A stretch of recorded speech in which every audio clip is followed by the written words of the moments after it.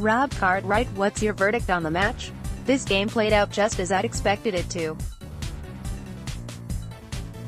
I was very disappointed that Brighton had no ambitions to win the game, given their position at the bottom.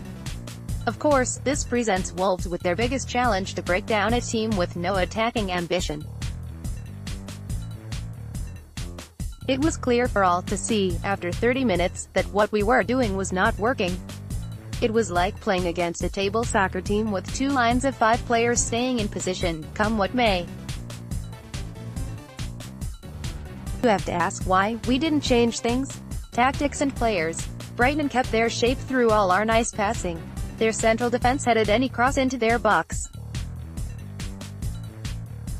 What was needed was players who can run with the ball through their 2 lines of defense. We had no one prepared to do this with the exception of Hoda and, later on, Vinagre. This was a mirror image of Brighton away this season. We should have known what was coming and set a game plan to overcome it. Advertising, we did create chances, and lots of them. Hoda went close twice. Doherty should have done better with 1. Dendoncker had a couple too, maybe on another day he would have scored 2. I got the impression if we'd played all through the night, it would have been 0-0. Who played well, and who didn't impress? I like it when Gibbs White starts. A teenager, been with the club for 10 years. He's got style and skill with the ball. Has now made 50 appearances for Wolves. The thing is, he makes no impression on the game. I can only think of one game when he has no defense splitting passes, no crunching tackles, no taking on defenders. Advertising, he's one of our own, but he was not what was needed in this game. I was very surprised that both Vinagre and Cartwright did not start the game. Johnny and Doherty did okay, but how often did they get past the fullback? How often did they take the ball into their box? Bully, Cody and Patricio had virtually nothing to do.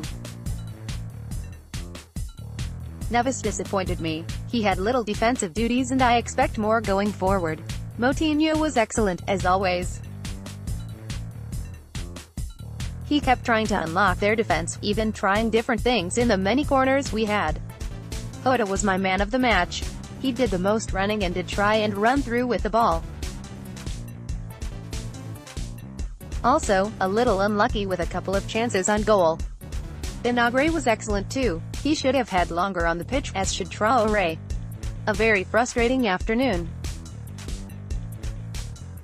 The well-documented results against the bottom 6 teams are not good enough. The ability to break down a team set on defending for a point is still not there. This is Nuno's biggest challenge for next season. Oh, that and building a squad ready for Europe, as I still see us finishing 7th with 6 or 7 points to come from our last 4 games and Man City to win the FA Cup. I'm really not sure if qualifying for Europa League is a good thing at this stage. Chris Hughes, what's your verdict on the match? A frustrating afternoon in the Molino sunshine. Just like in the reverse fixture at the Amex in October, we dominated possession and had a stream of goal-scoring opportunities. Just like at the Amex, we failed to make any count. Brighton had clearly come for a point. They offered zero attacking threat, or even intent, from the off and were happy to defend deep in high numbers with Glenn Murray looking lonelier than Akon with rarely a teammate within 30 yards of him. The closest they came to scoring was when Boli didn't hear a call from Patricio early in the second half and towed a cross wide of our post. I was surprised by Brighton's attitude. Yes, the point leaves them 3 points clear of Cardiff with superior goal difference, but with tough fixtures remaining I thought they would target this game and their game against Newcastle at home as ones to go for in search of 3 points. To celebrate a goalless draw where they've not had a shot on target as if it were a World Cup final victory indicates they expect Cardiff not to pick up wins against Palace and Fulham in the run-in and seal Brighton's Premier League status for next season.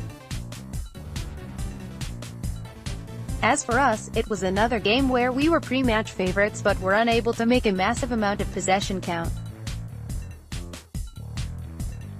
If there's one thing we can take from these games, it's that our summer shopping list could do with the inclusion of an attack-minded, central midfield player who can make an impact with the ball at his feet to offer us something different in this kind of game instead of continuing to go wide and put balls into the box against two strapping central defenders.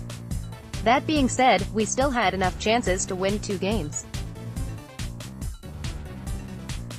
Hoda hit the bar with a looping first-half effort and the post with a second-half header. Doherty had a header cleared from the goal line, and Dendoncker headed straight at the goalkeeper from close range as we camped that around their penalty area for most of the second half. Even deep into injury time we continued to drive at them with a great cross by Traoré whipping across the back post as Raul failed to react. On another day we could have had 2 more points and, while frustrating not to have got the win, we should look on Brighton's tactics today as a significant mark of respect for us as a side in their first season at this level and to be viewed as such a tough proposition that a visiting side celebrates a point against us so vigorously. Clive Smith, what's your verdict on the match? The match stats will no doubt tell their own story. We passed the ball well enough and even had enough shots to expect a greater reward. Clear-cut chances were hard to come by and Brighton's well-manned defence were able to keep their clean sheet. With hardly any effort at all we kept ours too. Doherty and Hoda pushed well forward early on to boost our numbers in the final third, but all we seemed to get for our efforts were a string of set pieces. If only we had worked on them while on holiday. I guess it is different when there is a packed defence trying to stop you. We mixed long and short corner kicks but failed to get the end product we strived for. At times our passing looked too slow but, conversely, usually with MGW, a higher tempo was also met with a block, deflection or tackle. What looked boring to us was resolute and eventually rewarding for them. If we repeated that at Anfield in May we would be equally happy. By the break Hoda had looked the most likely to break the deadlock. He just lacked the strength when 3 chances came his way, although his flick onto the bar was unlucky, while he also shot wide as their keeper could only look and hope. Little changed in the second half. Our approach play was good, patient and easy on the eye, without the cutting edge. Even when we got round to the byline our passes to the edge of the box would have been perfect if only we had someone there to collect it. The introduction of our subs brought slightly more activity and invention in the final third as Vinagre and Dendoncker raised our hopes but they were in vain. The crowd stayed with the team throughout as the enthusiasm and encouragement just about outweighed the grinding of teeth and heavy sighs. A lot to be said for safety in mid-table. Who played well, and who didn't impress? Patricio probably had his easiest game of the season. Otto started with good energy and intent, but, as is often the case recently, faded. Doherty made it into the box more than Otto and linked up well, but his crosses were poor and lacked accuracy. Bennett and Bowley virtually went through the motions with very little defending needed and both had headed chances to score. Cody looked as frustrated as anyone, but the harder he tried to force the pace the less accurate he became. There were some good trademark diagonals but we needed just a bit more creativity today. Neves had time and space to pass the ball all day long. Finding an unmarked colleague in the box was a harder ask. His reluctance to take the ball forward himself and attack the box remains baffling to me. Moutinho equally had time, space and lots of the ball. Finding the killer pass proved equally evasive. Gibbs White started on a mission. A worthwhile mission to make things happen. At times he was successful but not always. His intent was nearly always good but a little rushed. I never noticed him in the second half before he went off with 20 minutes to go. Hoda managed to get the defensive matchup he would have wanted but just lacked the strength to get the ball in the right place and hold the defender away at the same time. He looked the most likely to score. Our man of the match on the day but could not find that special moment. Jimenez lacked the clinical side of his game, playing more like he did in the opening couple of months of the season. Too often he overplayed the passing with Hoda while 28,000 of us we miming, shoot, From the bench, Vinagre and Dendoncker tried hard to create the opening goal without luck. Dendoncker, it was though, who had 2 good attempts in those final scrambles. Traoré had barely 5 minutes and never got into second gear. Adam Virgo, what's your verdict on the match? The performance on the whole was pretty good. In all fairness, it wasn't down to a lack of trying and we did create a few good chances, but it's just frustrating to have 22 attempts at goal and not score. Breaking teams down has been an occurring problem this season and one we do need to try address in the summer and get it right for next season. I have complete confidence in us doing so, whether it be tweaking the style or bringing in added quality, because Nuno and the club both want to keep progressing and improving. We were unlucky on occasions, especially with Hoda's header in the second half hitting the post and then Dendoncker almost tapping the rebound in, but just like the reverse fixture back in October, Matt Ryan saved them. I was surprised Nuno didn't go with a similar approach to the home game against Cardiff when he started with Vinagre and Traoré, because it was obvious Brighton we're going to play for a point. I didn't think they'd be so negative and retreat further back than the French in World War II, but I can't blame them when they're so desperate for points to stay up. I just feel like Vinagre and Traoré would have committed Brighton's fullbacks a lot more from the beginning, or at least brought one of them on at halftime when it was clear they were playing for a 0-0.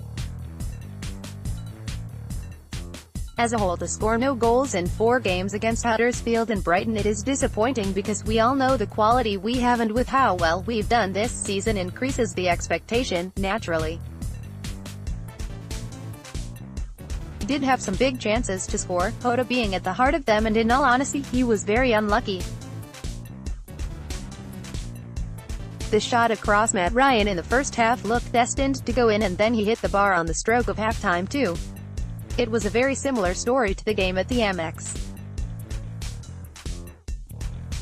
Traoré put a delightful ball into the box in the dying seconds, and if someone had gambled, we would have won it at the death. People can bang on about his end product, but he had 2 or 3 men on him constantly, so it was difficult. Credit to Brighton for that, and when he did get the chance to get a ball in, he put in a fantastic cross, so I don't really get what else he could have done. 7th place is still in our hands, even in our recent poor form. We've won 2 of our last 9 in the league, so if we are to finish 7th, then that obviously has to improve, but even if we were to finish 8th, 10th, it has still been a fantastic season.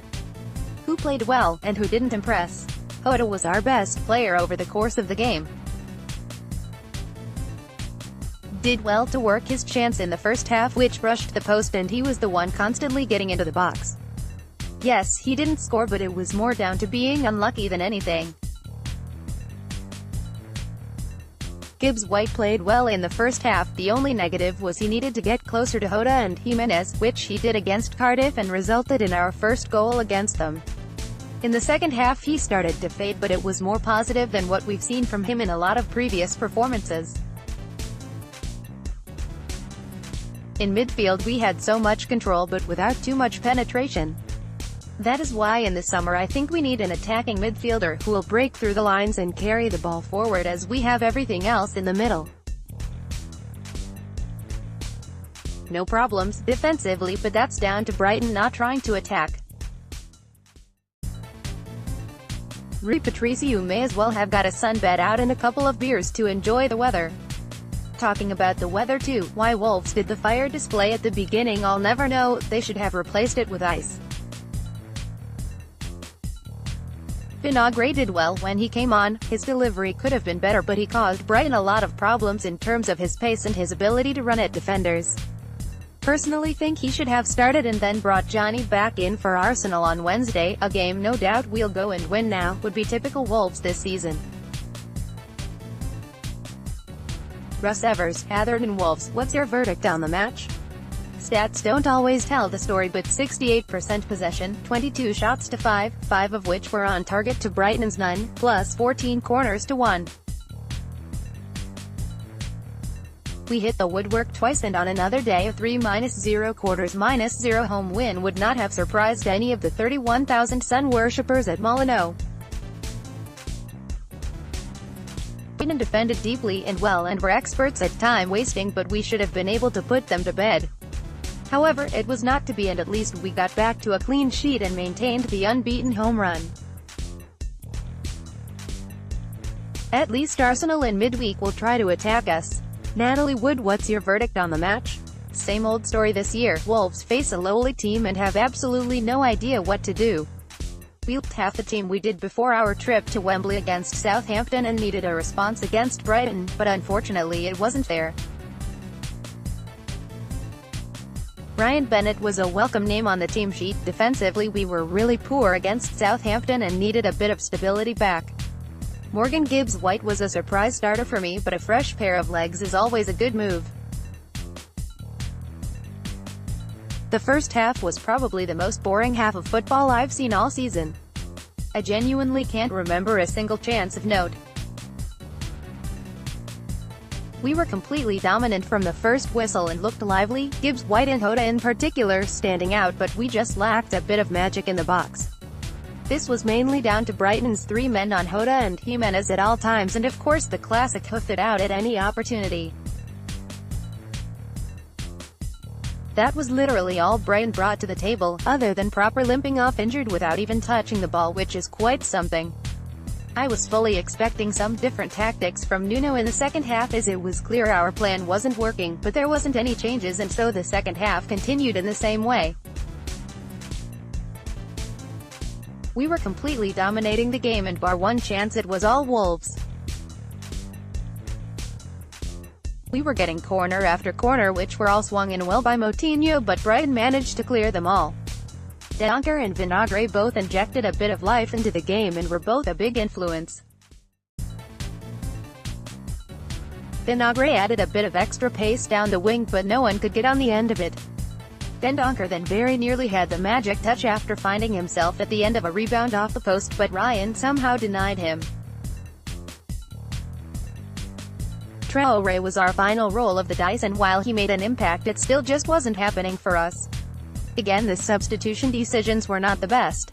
We started the game trying to build up play from the wings and it wasn't working. Brighton came with a very clear game plan, which was to defend for their life and try to stop our usual play. The only time you could see Wolves breaking down Brighton was when someone had a long-range shot and it rebounded. What we really needed was some more direct play in the middle of the park and someone waiting for their chance of a tap-in. That man for me would have been Cav. Traoré came on and worked hard, but he was never really going to be able to do anything with three men around him. A wasted substitution in my eyes. I can really see Nuno is trying to create something special at Wolves, and most of the time it works and he is our special one. However, at the times it doesn't work. Normally against the lower teams we don't have a plan B, and it is getting slightly frustrating. Brighton brought absolutely nothing to the table and were there for the taking, but instead they walked away with a point. To be honest, they deserve a bit of credit. They had done their research and found the answer how to stop us. They even did it with a goalkeeper who I presume must be unwell. I can't think of any other reason why he needed a drink and a 30-second rest before every goal kick. Poor thing. Who played well, and who didn't impress? There weren't really any bad performances. As individuals, we played well, but we were just not quite on the ball as a complete team performance.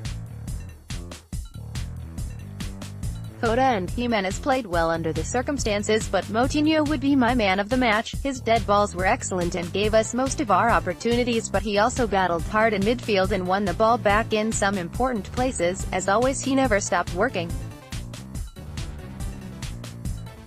This was probably one of the most dominant performances of the season, and it was definitely 2 points lost. I worry it's the end of our 7th place journey. Looking at our fixtures compared to Watford and Leicester, I can't see us pulling it off.